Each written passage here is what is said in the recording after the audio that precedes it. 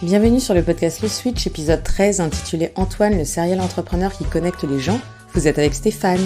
Dans ce podcast, nous allons parler des entrepreneurs, mais surtout de ce qui m'intéresse le plus, à savoir leurs histoires. Nous allons croiser des vies, des personnes qui challengent le statu quo, car derrière chaque entreprise, il y a un entrepreneur et avec lui, une histoire que je vais vous présenter. La thématique d'aujourd'hui est inspirée de la phrase de Ryunosuke Satoru qui dit qu'individuellement nous sommes une goutte, ensemble nous sommes un océan. Je vais vous parler d'Antoine, il est ce qu'on appelle un serial entrepreneur. Il aide les personnes avec des solutions et l'a fait en montant différentes entreprises. Il y a eu d'abord une entreprise de dating amoureux, puis avec les mêmes cofondateurs, il a fondé un site de rencontres professionnelles cette fois. Aujourd'hui, la société qu'il a créée vise à proposer un recrutement plus humain basé sur l'individu et ses attentes permettant de raccourcir le processus de recrutement et d'en réduire le coût. Le parcours et le background d'Antoine est très orienté tech. Avec son master en informatique, il a vécu les débuts d'Internet et par conséquent la bulle Internet des années 2000. Il a appris énormément, surtout en étant dans des grands groupes de 300 personnes. Pour lui, ce sont des mammouths ces sociétés. Elles avancent très lentement et il avait envie de travailler sur des idées plus innovantes et d'avoir plus de liberté. C'est pourquoi il a décidé de créer sa propre société et en le faisant, il a trouvé 2 cofondateurs qui avaient déjà une idée et avaient déjà commencé, mais qui se plantaient sur sa réalisation. Il les a rejoints, ils ont remis les bases en place, ils ont réussi à mettre en place des offres payantes qui fonctionnent. Cette société, c'était l'une des applications de rencontres les plus utilisées en France dans les années 2010. Le nombre d'utilisateurs se compte en millions. Elle visait une clientèle haut de gamme avec la promesse d'une relation sérieuse, se différenciant ainsi de ses concurrents du dating amoureux, dont la proposition visait plus à la rencontre instantanée et éphémère. Ils travaillent depuis très longtemps avec les mêmes personnes, du coup ils se connaissent très bien, ils savent très vite ce qu'attendent les uns les autres, et pour lui, cette coopération est essentielle pour monter une bonne société. Dans les grands groupes, il était en charge de la communication, services en interne et recrutement, et même de restructuration dans les startups. Il a donc la capacité de recruter, scaler les boîtes, il se concentre sur les gens plus que sur l'argent. Le lien entre toutes ces sociétés, c'est sans nul doute l'interaction humaine que l'on peut mettre entre les personnes. C'est l'envie de plus de liberté, d'aller plus vite que dans une grande société, le challenge, la découverte, le fait de répondre à une problématique qu'il a décidé à monter sa boîte. Il aime le fait d'avoir un problème à résoudre. Il explique que si on se concentre sur un problème sous un angle différent des autres, là, on a un produit et on peut commercialiser plus facilement. L'autre envie qui a motivé la création de ces sociétés, c'est le fait d'avoir des équipes et une ambiance de travail un peu différente. Il est du genre à proposer à ses équipes des events dont le principe est de sortir la personne de son quotidien, faire quelque chose que le collaborateur n'aurait pas fait par lui-même, descendre des rivières en canoë, du paintball ou des escape games qui amènent à renforcer la communication et la coordination au sein des équipes. Antoine a quitté les grands groupes il y a bien longtemps, car il considérait que faire des réunions où vous passez près de 40% de votre temps alors que cela ne sert à rien et que les interlocuteurs viennent là pour faire du présentéisme, ça ne vaut pas le coup. Il trouvait qu'on a dans certains grands groupes des personnes qui vont être sans arrêt en train de critiquer, beaucoup de gesticulations avec des personnes qui parlent dans tous les sens en disant que le projet sur lequel elles sont est énorme, que cela ne va pas être réalisable.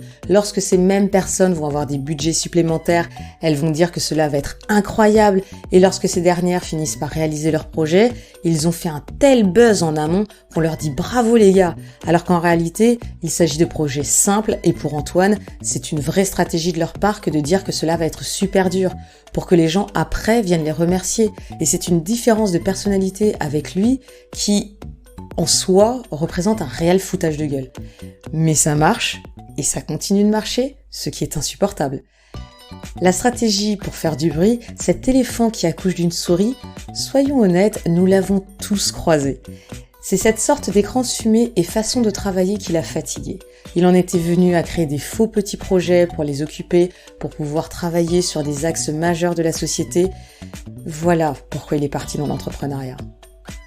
L'un des plus gros challenges auxquels il a dû faire face au cours de son parcours entrepreneurial a été en matière de communication. Il a eu cette difficulté au niveau du management des personnes qui étaient aux prémices d'un plan de licenciement massif avec le départ de 3/4 des employés, mais aussi un problème pour Antoine avec ses associés. Le CEO a pris la grosse tête et il était plus investi sur la rentabilité que sur la société. D'ailleurs, aujourd'hui, il s'occupe plus de l'investissement que du développement de sa société, ce qui ne semble pas avoir été la vision de départ. Il considère avoir surmonté ces périodes difficiles avec des pertes importantes. des pertes financières, des pertes de temps, ce qui est le plus dur à assumer. Après, son envie de créer des sociétés est toujours présent et donc il a facilement vu ce que l'on pouvait faire pour créer sa nouvelle société. Et il a grand plaisir aujourd'hui à développer, promouvoir des valeurs internes qui rentrent dans l'ADN de l'entreprise, qui sont validées et créées avec les autres cofondateurs, dont certains viennent de la précédente structure qu'Antoine avait cofondée et dont il est parti car il y avait au final quand même une majorité de personnes et des équipes qui valaient le coup de continuer. Chez Antoine, pour créer la première start-up, le switch est venu assez naturellement. Il avait envie de créer, il dit que c'est quelque chose que l'on ressent, c'est une envie profonde et heureusement, car il faut le vivre tous les jours. Il le résumerait dans le fait qu'il faille se dire que c'est possible, ça va être difficile mais je peux y arriver. Il y a un autre truc pour lui quand on est entrepreneur, qui fait que l'on peut être heureux mais aussi insatisfait. Et c'est cette insatisfaction qui mène au changement. Ça permet d'évoluer et d'aller de l'avant. Si vous êtes malheureux et que vous répondez à cette insatisfaction, vous avancerez.